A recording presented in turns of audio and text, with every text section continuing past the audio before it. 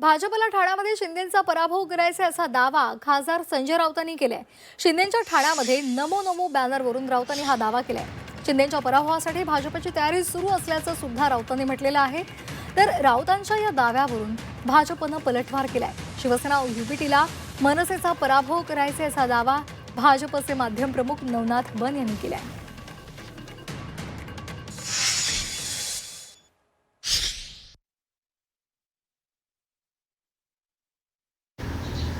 ठाण्याचं महत्त्व वेगळं आहे यावेळेला।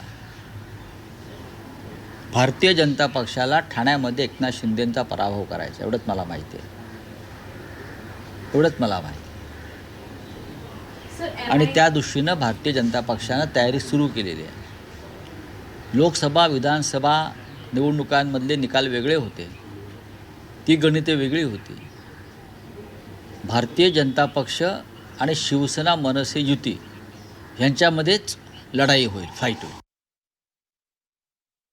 उबाटा गटाला मनसेच्या नगरसेवकांचा पराभव करायचा आहे। उबाटा गटाची रणनीती ठरली की राज ठाकरे यांना 20-25 जागा मिळाल्या तर राज ठाकरे आपल्यासोबत राहतील का याची खात्री नाही।